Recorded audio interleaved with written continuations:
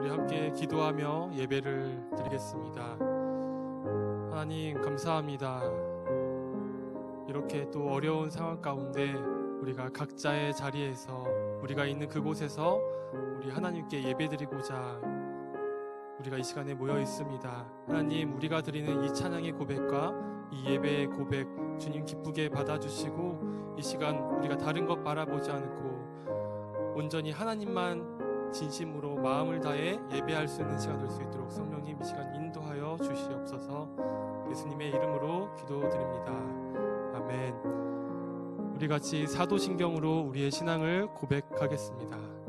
나는 전능하신 아버지 하나님 천지의 창조주를 믿습니다. 나는 그의 유일하신 아들 우리 주 예수 그리스도를 믿습니다. 그는 성령으로 잉태되어 동정녀 마리아에게서 나시고 본디오 빌라도에게 고난을 받아 십자가에 못 박혀 죽으시고 장사된 지 사흘 만에 죽은 자 가운데서 다시 살아나셨으며 하늘에 오르시어 전능하신 아버지 하나님 우편에 앉아 계시다가 거기로부터 살아있는 자와 죽은 자를 심판하러 오십니다. 나는 성령을 믿으며 거룩한 공교회와 성도의 교제와 죄를 용서받는 것과 몸의 부활과 영생을 믿습니다. 아멘.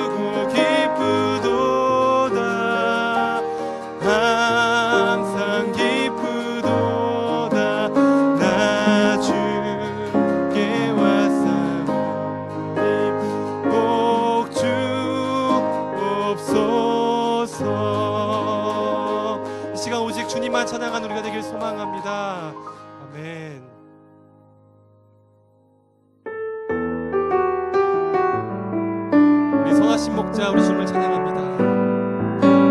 선하신 목자 날 사랑하는 분 주 인도하는 곳 따라가리 주의 말씀을 나 듣기 위하여 주 인도하는 곳 가려네. 선하신 목자 선하신 목자 날 사랑하는 분 주 인도하는 곳 따라가리 주의 말씀을 나 듣기 위하여 주 인도하는 곳 가려네. 나를 푸른 초장과 쉴 만한 물가로 내 선하신 목자 날 인도해. 험한 산과 골짜기로 내가 다닐지라도 내 선하신 목자 날 인도해. 선하신 목자 선하신 목자 날 사랑하는 분 주 인도하는 곳 따라가리 주의 말씀을 나 듣기 위하여 주 인도하는 곳 가려네. 나를 푸른 초장과 쉴 만한 물가로 내 선하신 목자 날 인도해. 험한 산과 골짜기로 내가 다닐지라도 내 선하신 목자 날 인도해. 나를 푸른 초장과 쉴 만한 물가로 내 선하신 목자 날 인도해. 험한 산과 골짜기로 내가 다닐지라도 내 선하신 목자 날 인도해. 내 선하신 목자 날 인도해. 내 선하신 목자 날 인도해. 우리를 인도하신 주님을 찬양합니다. 아멘.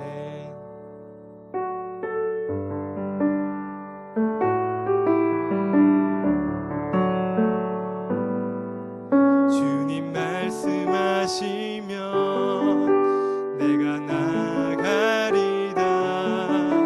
주님 뜻이 아니면 내가 멈춰서리다.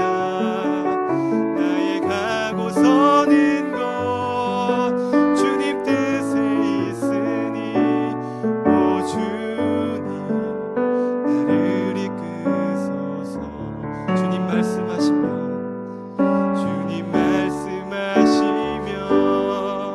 내가 나가리다. 주님 뜻이 아니면 내가 멈춰서리다. 나의 가고 서는 곳 주님 뜻에 있으니 오 주님 나를 이끄소서. 뜻하신 그곳에 나 있기 원합니다. 이끄시는 대로 순종하며 살리니 연약한 내 영혼 통하여 임하소서. 주님 나라와 그 뜻을 위하여 뜻하신 그곳에 나 있기 원합니다. 이끄시는 대로 순종하며 살리니 연약한 내 영혼 통하여 임하소서. 주님 나라와 그 뜻을 위하여 오 주님 나를 이끄소서. 주님 말씀하시면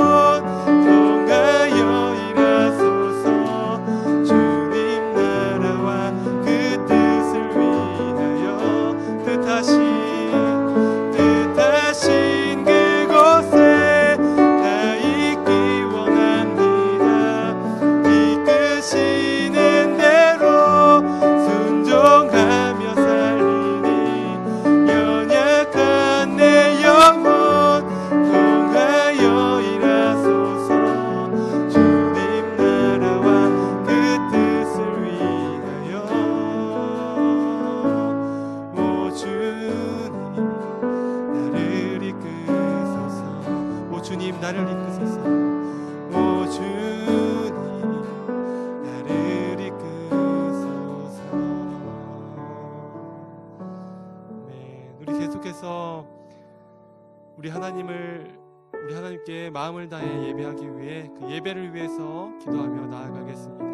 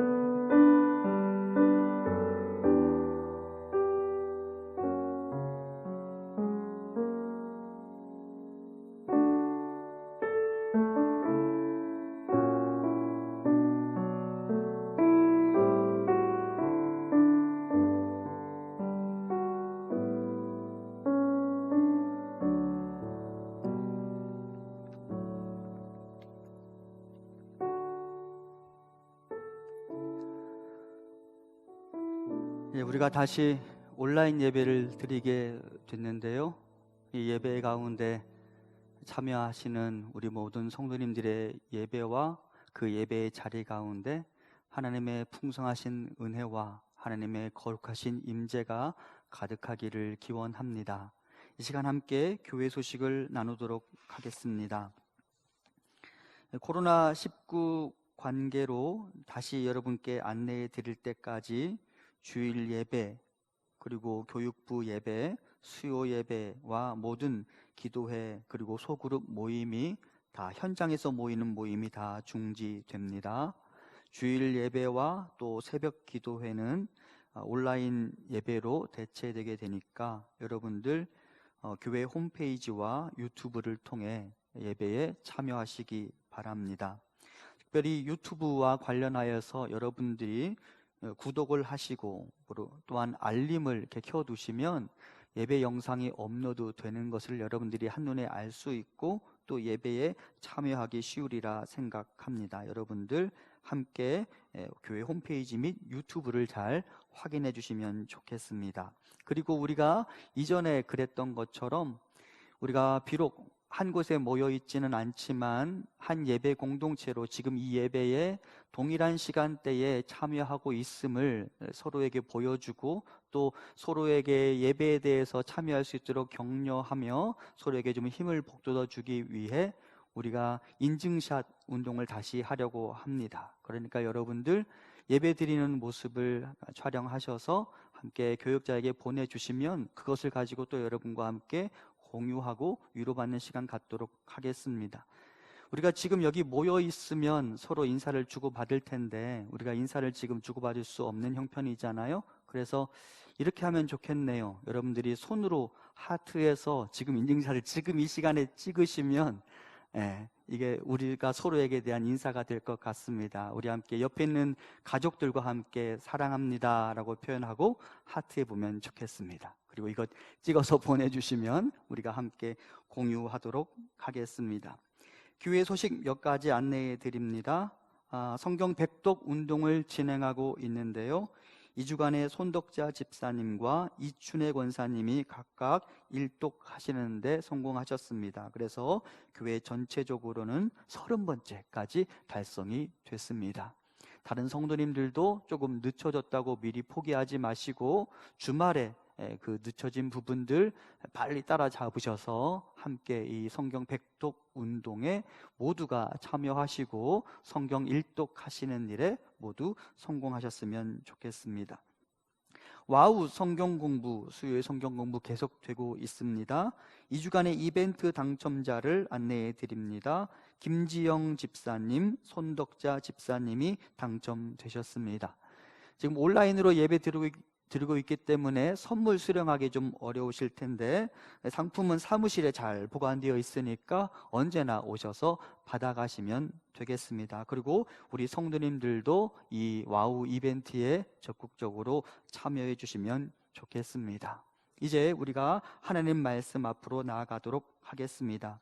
하나님께서 오늘 우리에게 주시는 말씀은 사무엘상 30장 7절부터 10절까지 말씀입니다.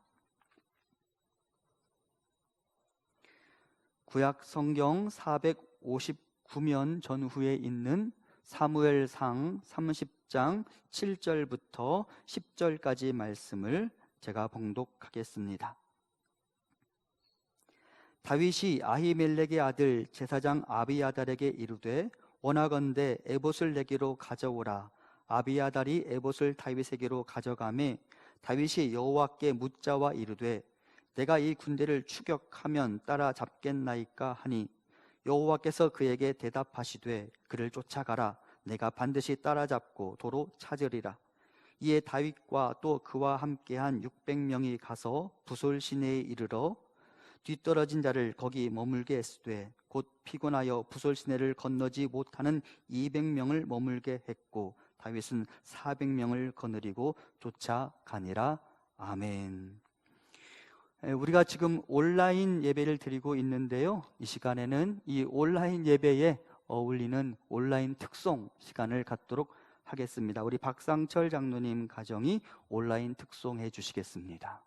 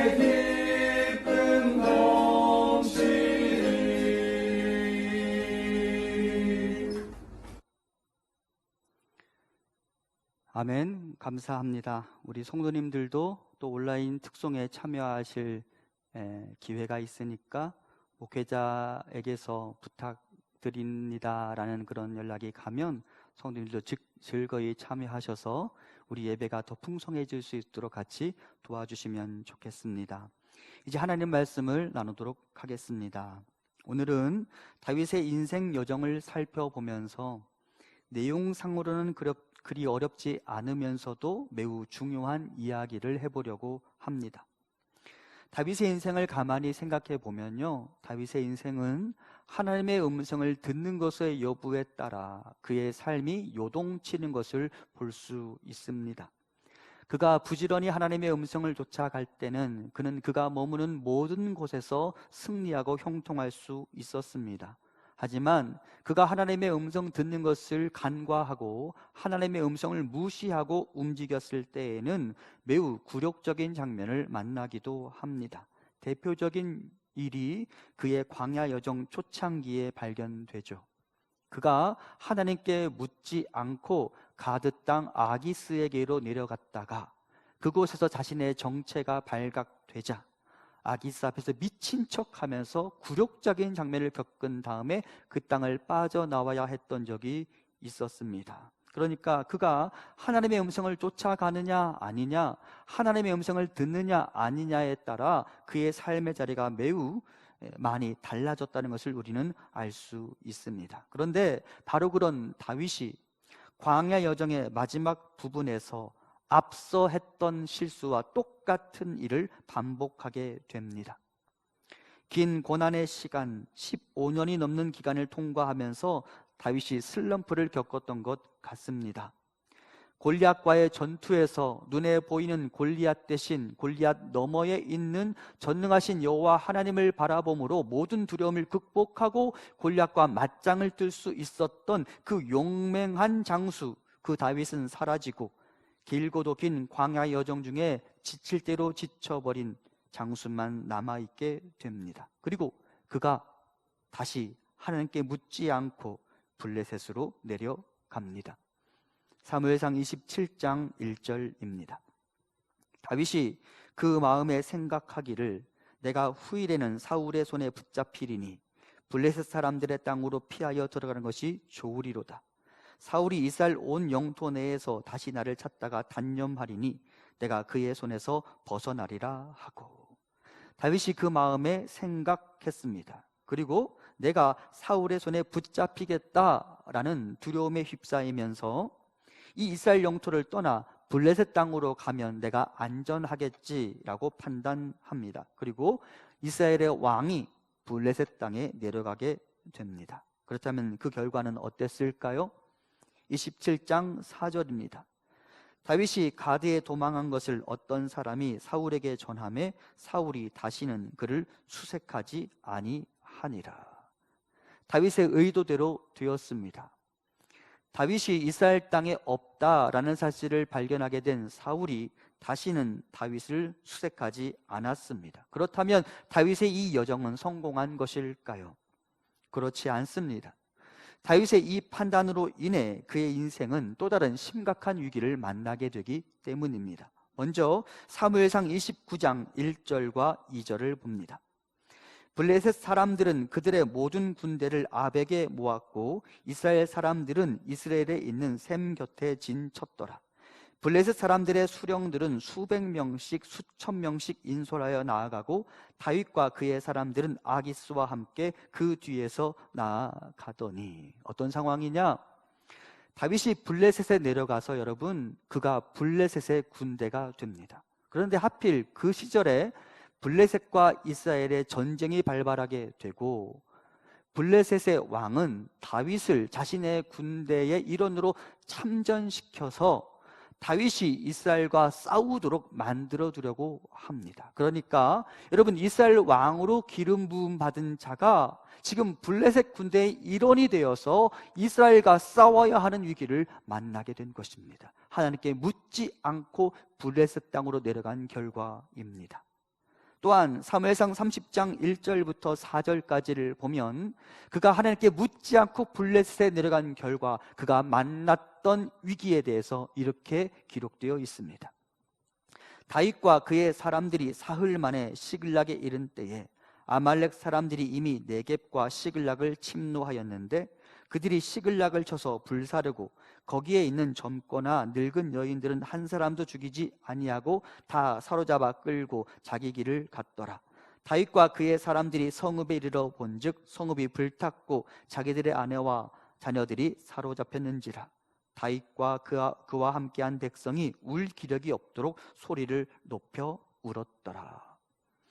다윗이 이스라엘과 전쟁을 벌여야만 하는 블레셋 군대의 일원으로 참전하여 이스라엘과 전쟁을 벌여야 하는 위기를 간신히 모면하기는 했습니다. 그리고 그가 다시 자기들이 머물고 있던 시글락이라는 성읍에 도착하려는데 도착해서 보니까 이미 아말렉 사람들이 그 시글락에 쳐들어와서 그 시글락이라는 성읍을 황폐하게 만들었고 그 시글락 안에 머물고 있었던 이스라엘 사람들의 아내와 아이들 다 사로잡아 가버렸습니다. 그리고 그 중에는 다윗의 아내와 아이들도 포함되어 있었습니다. 그리고 방금 봉독했던 본문 4절을 보면 다윗과 그와 함께한 백성이 울 기력이 없도록 소리를 높여 울었다고 말하고, 이어지는 본문들을 보면 그 이스라엘 사람들이 다윗을 원망하는 것을 볼 수 있습니다.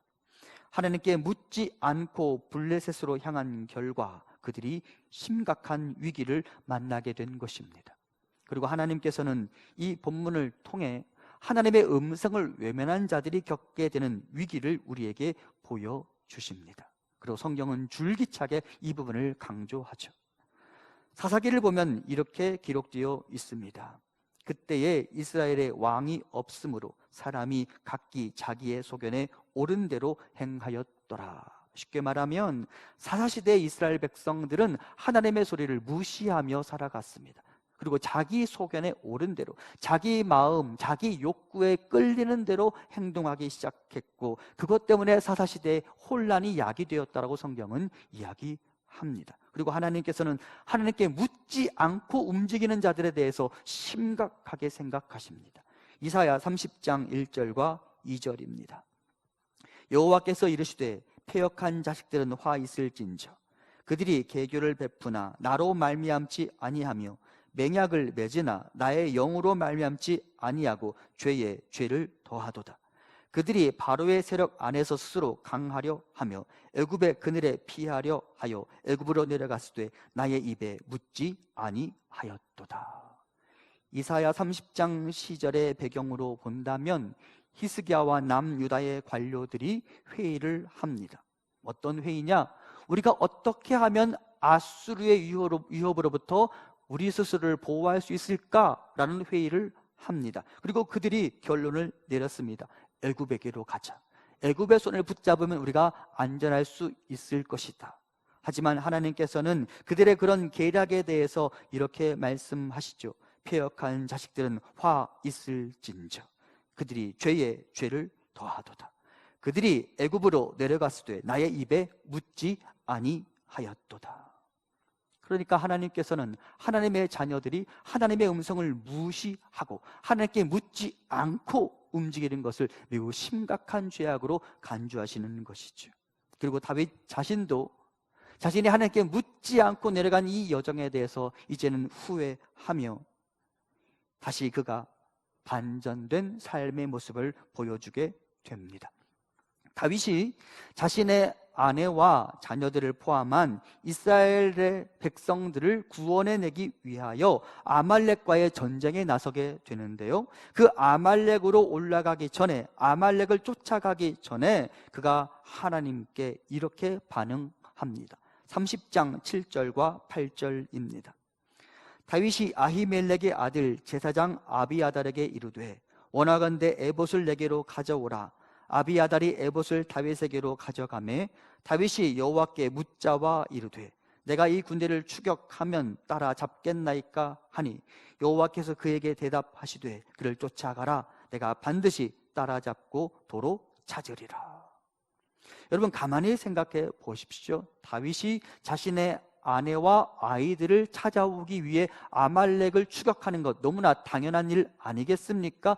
굳이 묻지 않고 당장에 움직여야 되는 것 아니겠습니까? 하지만 다윗은 너무나도 당연해 보이는 이 전쟁의 출전을 앞두고 굳이 여호와 하나님의 음성을 듣기를 원합니다. 그리고 제사장의 의복을 가져오라 하고 그 제사장의 의복에 달려있는 우림과 둠밈이라는 장치를 통하여 하나님의 뜻을 묻게 됩니다. 하나님, 우리가 따라갈까요?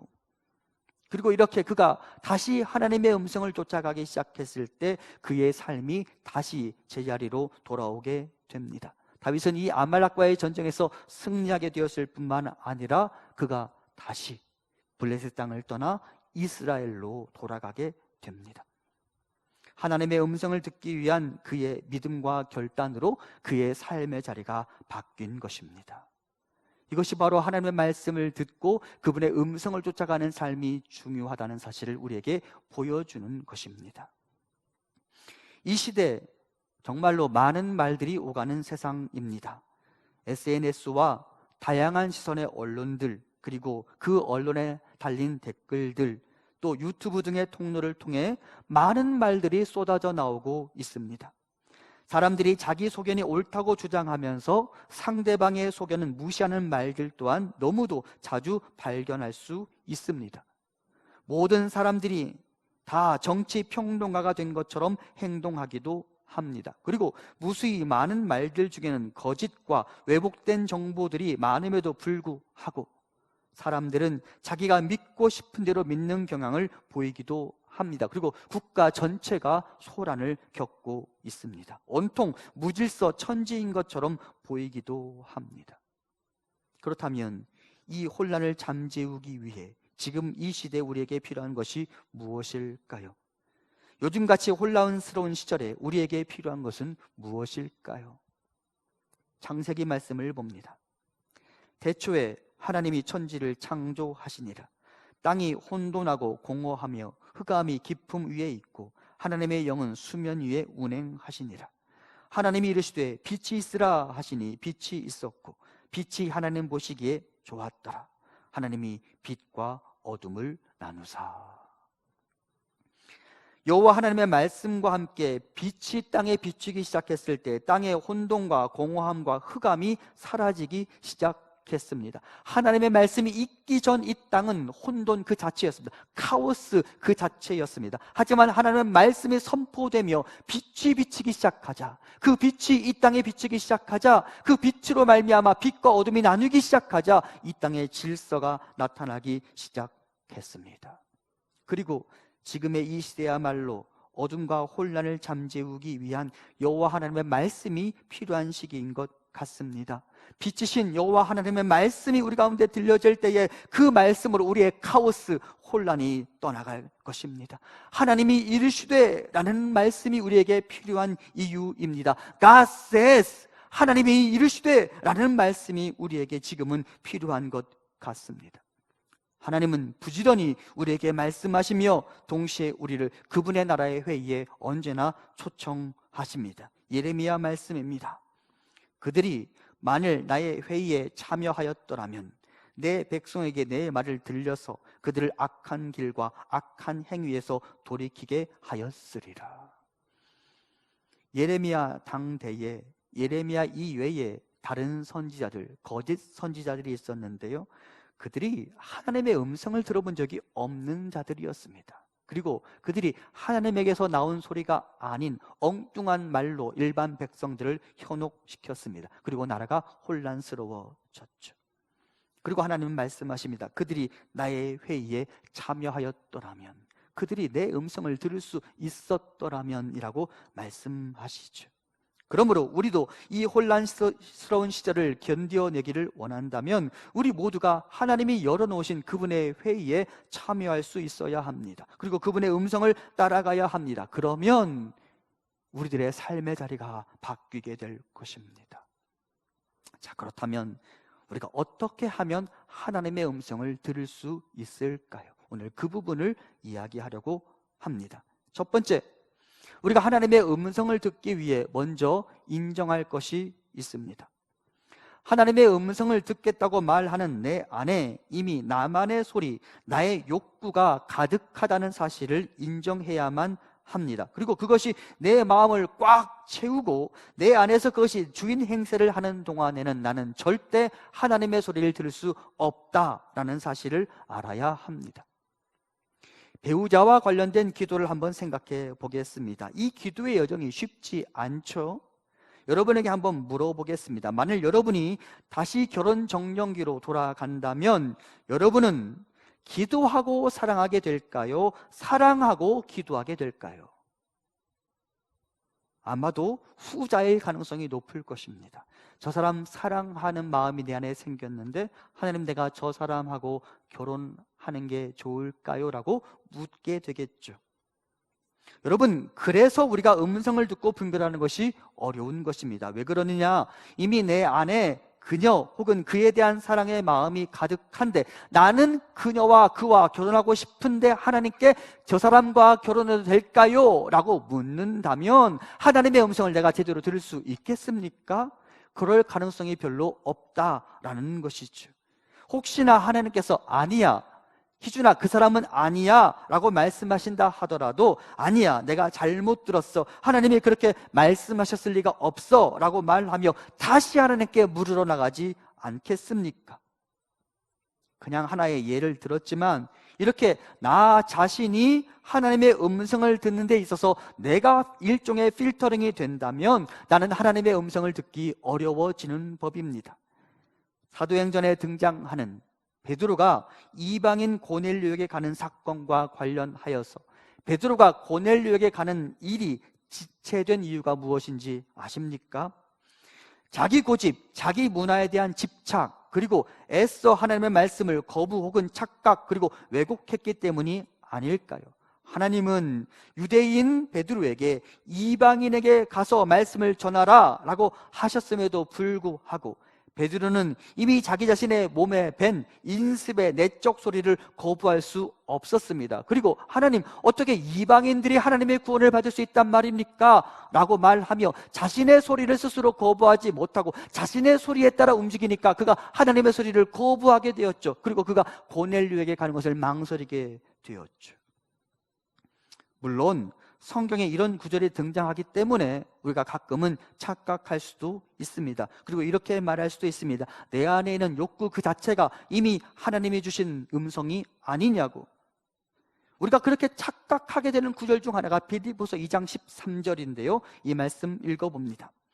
너희 안에서 행하시는 이는 하나님이시니 자기의 기쁘신 뜻을 위하여 너희에게 소원을 두고 행하게 하시나니. 하나님이 우리에게 어떤 소원을 주시고 행동하게 하신다라고 말씀합니다. 그러니까 이미 내 안에 자리 잡은 그 소원, 하나님의 뜻이 아닙니까? 라고 우리가 반문할 수 있겠죠. 하지만 알아야 합니다.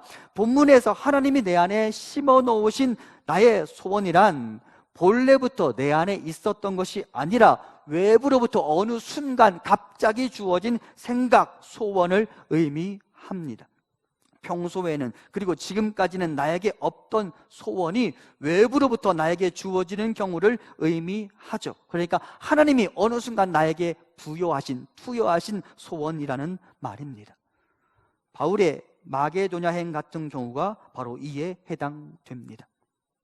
바울은 2차 전도 여행을 계획하면서 지금의 터키 지역을 염두에 두고 그곳을 위한 계획을 세워 놓았습니다. 그리고 그가 막 움직이려 하던 즈음에 하나님께서 바울에게 환상을 보여주시며 마게도냐로 와서 우리를 도우라 라는 메시지를 듣게 하십니다. 그리고 바울은 자기 자신이 원래 계획했던 터키행에 대한 모든 계획을 철회하고 하나님이 주신 음성을 따라 마게도냐, 즉 유럽으로 발걸음을 옮기게 됩니다. 바로 이때 바울 자신 안에 원래 있던 생각이 아닌 하나님이 바울에게 투여하신 생각, 그것이 바로 빌립보서 2장 13절이 말하는 하나님이 우리에게 심어놓으신 소원이라고 말할 수 있습니다.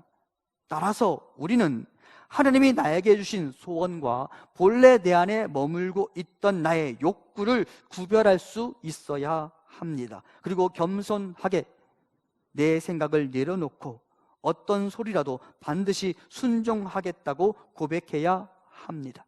하나님의 뜻에 순종할 마음이 없는 자에게 하나님의 음성이 들릴 가능성은 제로입니다. 대신 나를 내려놓아야 합니다. 다윗은 그런 삶을 살아가기를 원했습니다. 그래서 그는 나중에 성전 짓기를 열망하면서도 하나님이 그의 길을 막으실 때 그야말로 쿨하게 그의 소원을 내려놓을 수 있었습니다. 자기 소원보다 하나님의 소원이 더 중요하다는 사실을 알게 되었기 때문입니다. 하나님의 음성을 듣기를 원하십니까? 내가 듣고 싶어하는 그 부분에 대한 내 마음과 내 욕구와 내 고집을 포기해야 합니다. 그리고 그렇게 비워진 자리에 비로소 하나님의 음성이 선명하게 들릴 것입니다. 두 번째, 하나님의 음성을 듣는다는 이 생소한 여정은 한순간에 만들어지는 것이 아님을 알아야 합니다. 사무엘을 생각해 봅니다. 어린 시절부터 성막에서 자란 그가 어느 날 하나님의 음성을 듣습니다. 하지만 그는 그 음성이 하나님의 소리인지 아닌지 잘 몰라서 자꾸 엘리 제사장에게로 갑니다. 나를 부르셨습니까? 그리고 이 일이 반복된 다음에야 엘리 제사장의 조언을 따라서 그가 하나님의 말씀에 반응할 수 있게 되었습니다. 이런 면에서 하나님의 음성을 듣는 것은 처음부터 단번에 완성되는 것이 아니라 훈련으로 만들어지는 것이라고 볼 수 있습니다. 그렇다면 음성 듣는 것 어떻게 훈련해서 그것이 내 것이 될 수 있도록 만들 수 있을까요? 자, 먼저 기억합시다.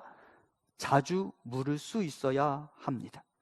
우리가 여호와 하나님께 더 자주 나아가 그분의 음성을 구하고 그분을 구하기 시작할 때 하나님은 점점 더 많은 말씀을 주실 것입니다. 예레미야 33장 3절입니다. 너는 내게 부르짖으라 내가 내게 응답하겠고 내가 알지 못하는 크고 은밀한 일을 내게 보이리라. 우리가 하나님께 점점 더 많이 부르짖기 시작할 때 하나님 나에게 응답하시고 점점 더 크고 은밀한 일을, 더 깊숙한 일을 우리에게 가르쳐 주시겠다라고 말씀하십니다. 그러니까 우리가 자주 하나님께 나아가 자주 하나님과 회의하고 자주 하나님께 물을 수 있어야 합니다. 여러분, 여기서 먼저 좀 정리하면 좋겠는데요, 여기서 하나님의 음성이라는 것은 하나님의 육성을 의미하는 것이 아닙니다. 하나님이 나에게 주신 생각, 마음을 의미합니다. 자, 훈련의 과정 중 두 번째, 이미 답을 주신 것은 물을 필요가 없습니다.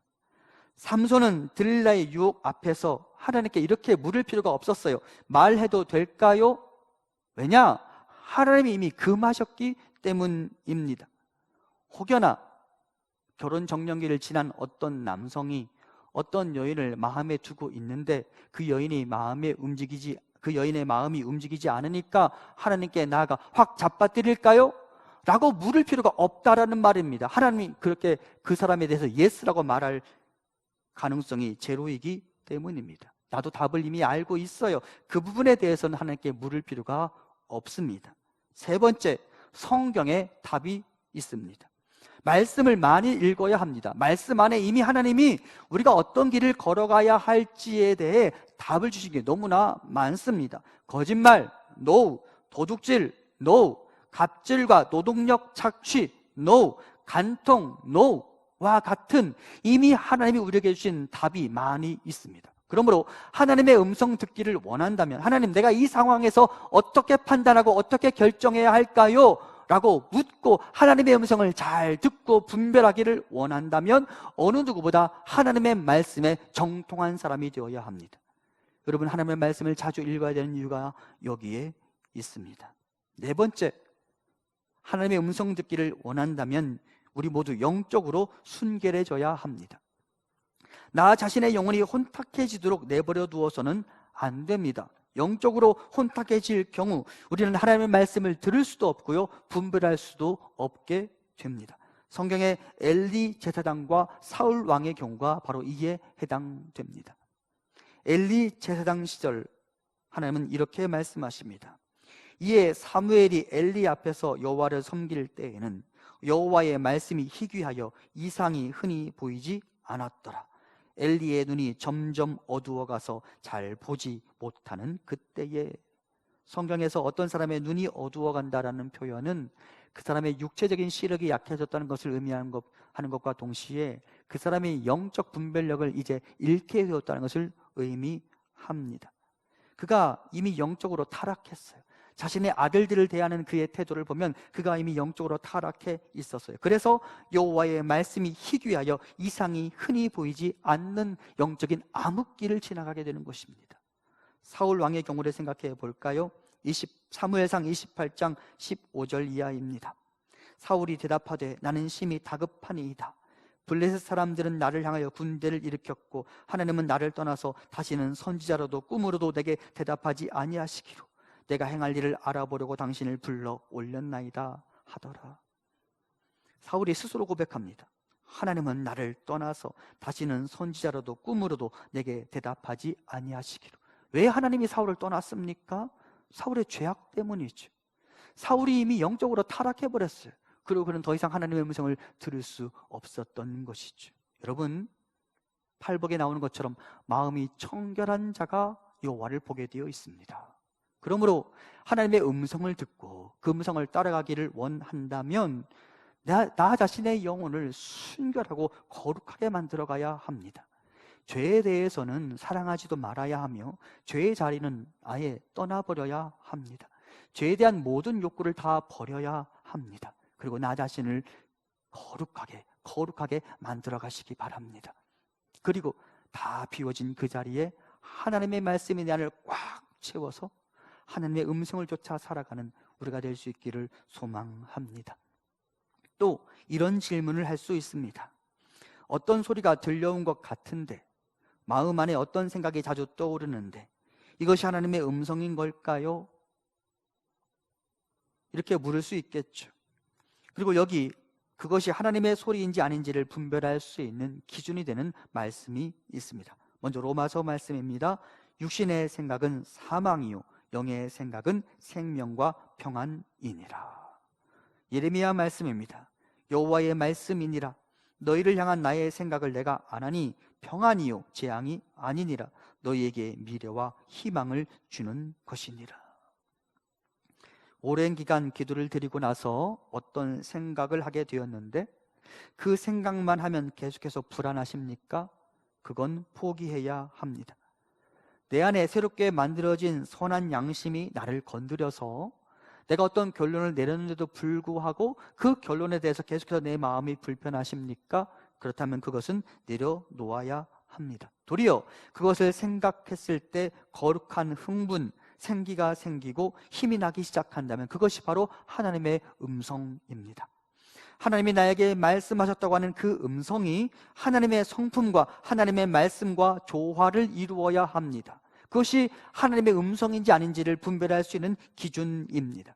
그런데 이 시대의 자칭 목사 그리고 자칭 그리스도인들에게 보이는 행태는 하나님의 성품과 하나님의 말씀과 어울리지 않는 경우가 허다합니다. 단호하게 말씀드립니다. 그들이 하는 모든 말은 하나님께서 나온 말일 수가 없습니다. 하나님의 말씀은 우리에게 이렇게 외칩니다. 여호와를 사랑하라. 그리고 그와 똑같은 비중으로 이웃을 사랑하라. 그런데 만일 이 계명을 무시하고 자기의 고집을 부리기 위해 감히 여호와 하나님의 말씀을 마구잡이로 인용하고 하나님의 거룩한 이름을 마구잡이로 들이밀고 자기 자신의 말에 추임새로 할렐루야 아멘을 사용하는 자들에게서 여러분 단호하게 떠나셔야 합니다. 그들의 말에 귀를 기울이시면 안 됩니다.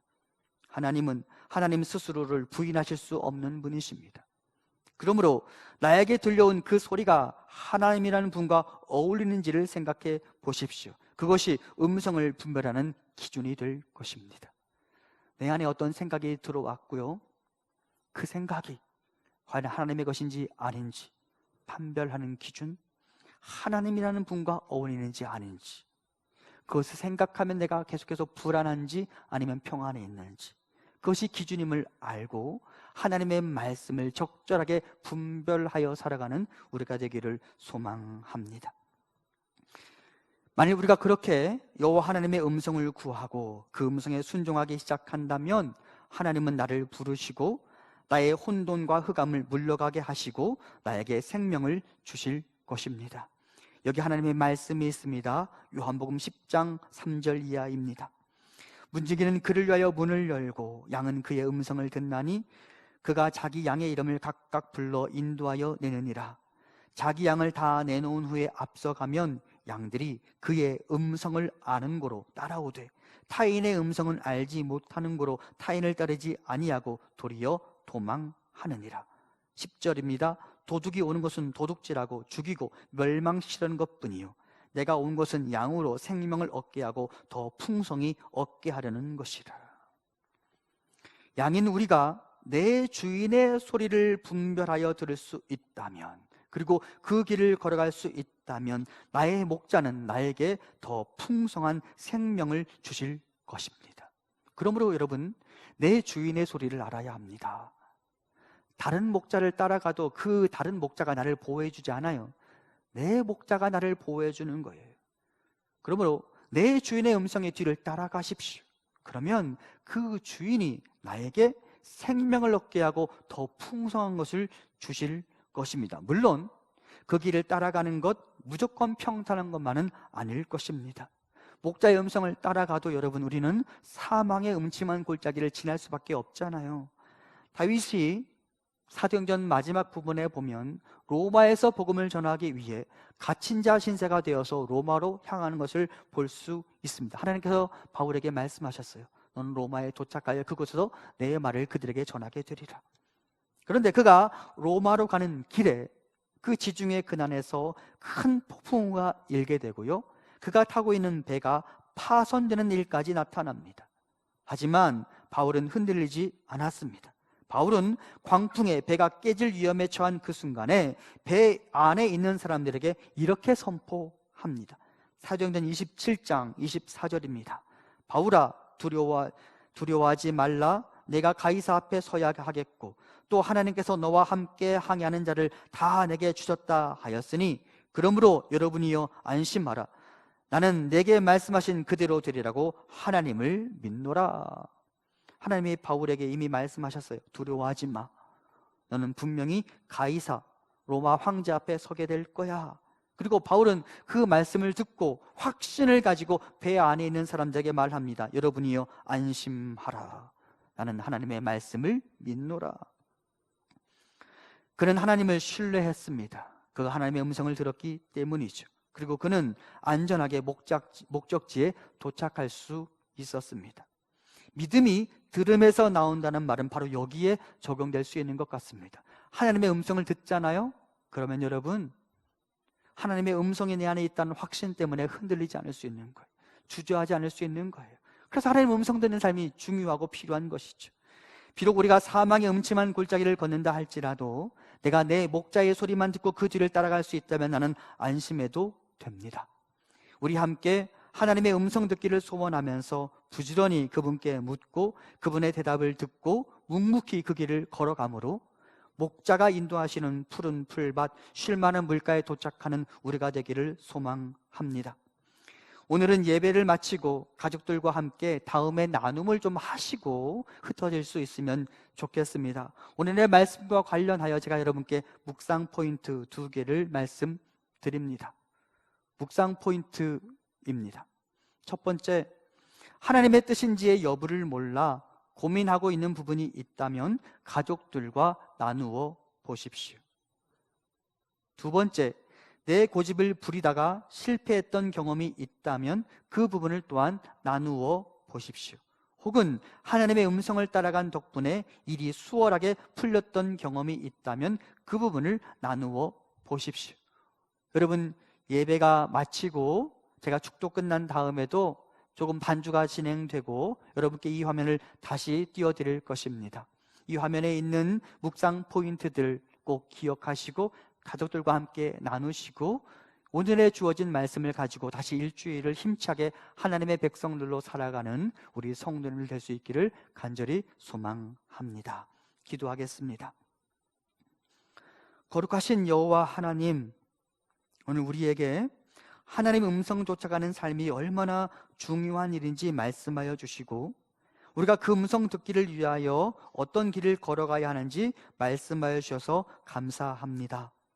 우리가 부지런히 하나님이 열어놓으신 하나님의 회의에 참여하며 하나님의 음성을 듣고 하나님의 음성을 잘 분별하여 목자의 뒤를 따라가게 하시고 중요한 결정의 순간마다 하나님 주신 그 음성을 따라 순종하고 선택함으로 어떤 어려움 속에서도 흔들리지 않게 하시고 비록 사망의 음침한 골짜기를 걷는다 할지라도 내 목자의 소리를 듣고 신뢰하며 그 뒤를 따라가므로 우리 모든 성도님들과 우리 교회가 푸른 풀밭 쉴 만한 물가에 이를 수 있도록 인도하여 주옵소서. 예수님 이름으로 기도합니다. 아멘.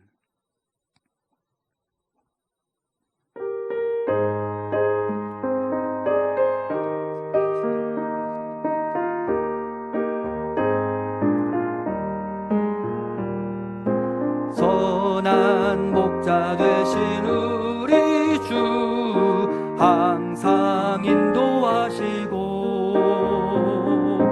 푸른 풀밭 좋은 곳에서 우리 먹여주소서.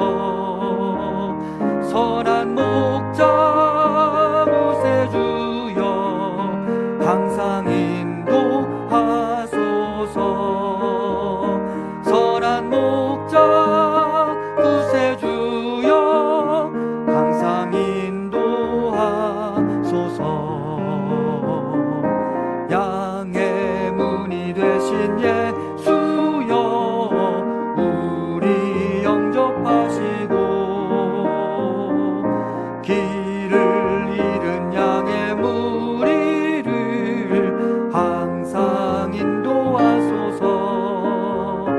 선한 목자 구세주여 기도 들어주소서.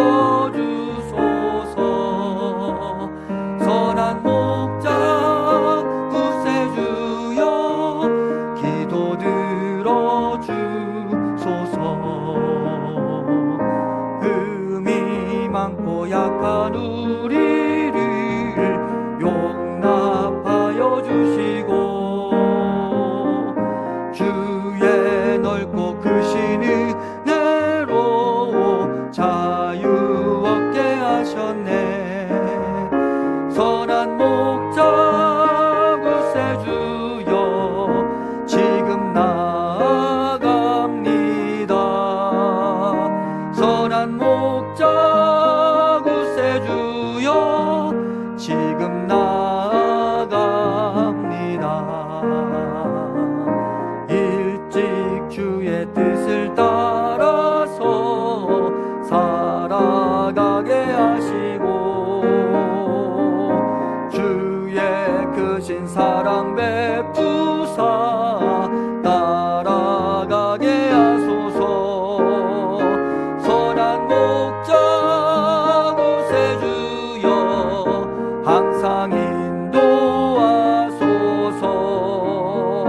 선한 목자 구세주여 항상 인도하소서.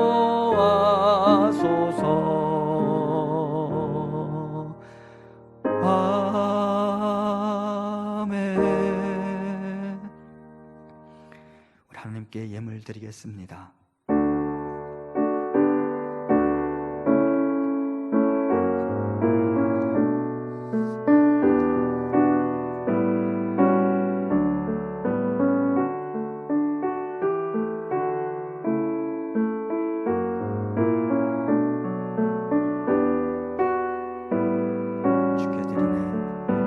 주께 드리네. 주께 드리네. 사랑하는 구주 앞에 모두 드리네. 사랑과 은혜가 풍성하신 여호와 하나님, 혼돈과 공허의 땅에 말씀을 선포하시고 우리가 살아가는 이 땅에 질서를 주시고 빛을 주신 여호와 하나님을 찬송합니다. 그리고 다시 이 땅에, 그리고 우리 성도님들의 삶의 자리에 여호와 하나님의 말씀이 선포되기를 소원합니다. 하나님, 우리에게 말씀하여 주시고 그 말씀과 함께 우리의 삶에 새로운 일들이 나타나게 하옵소서. 우리의 삶에 어그러지고 상처난 부분들이 회복되고 주님의 말씀과 함께 내가 가야 할 길을 발견할 수 있도록 인도하옵소서. 하나님, 지금 우리가 아버지 앞에 나와 무릎을 꿇고 하늘의 은혜를 바라오니 우리에게 말씀하여 주시옵소서. 하나님, 이 시간 우리가 하나님께 온라인으로 예배를 드리고 있습니다. 어둡고 답답하고 절망만으로 가득한 시대를 살아가면서 우리의 눈이 땅을 바라보는 것으로 그치지 아니하고 눈을 들어 여호와 하나님을 바라보게 하시며 하나님 아버지로부터 오는, 위로부터 오는 은혜를 누릴 수 있도록 인도하옵소서. 하나님, 이 땅을 고쳐 주시옵소서. 이 땅을 회복시켜 주시옵소서. 이 땅에 새로운 일을 이루어 주시옵소서. 이 땅의 백성들의 눈물을 닦아 주시옵소서. 하나님, 이 시간 아버지께 드린 예물을 기뻐 받아주시고 주님의 나라를 위하여 아름답게 사용하여 주시옵소서. 그리고 드린 손길들, 그리고 드리지 못한 손길들 한 분 한 분에게 주의 은혜를 베푸시고 우리가 이 험한 세상을 견디고 이겨낼 수 있도록 인도하옵소서. 하나님, 우리 어르신들의 건강을 지켜주시옵소서. 하나님, 병중에 계신 환우들 한 분 한 분을 지켜주시옵소서. 우리 자녀들의 진로 위에 축복하시고 부모들의 기도, 그리고 자신들이 드리는 기도를 따라 아버지의 영광에 참여하는 우리가 되게 하옵소서. 하나님, 우리 성도님들의 생업의 현장을 지켜주시고 우리가 거하는 모든 곳에서 우리가 안전할 수 있도록 인도하여 주시옵소서. 여호와 하나님의 은혜가 일주일 동안 우리 성도님들과 우리 교회와 이 땅에 가득하기를 소원합니다. 아버지, 우리의 간구에 응답하옵소서. 이제는 우리 주 예수 그리스도의 은혜와 하나님 아버지의 크신 사랑하심과 성령님의 위로 교통하심이 아버지의 음성을 구하고 그 음성을 따라 이 땅에서 아버지께서 인도하시는 길을 걸어가므로 아버지 예비하신 복락에 참여하기를 원하는 사랑하는 우리 성도님들과 우리 교회 위에 지금부터 영원토록 함께 있기를 간절히 축원하옵나이다. 아멘.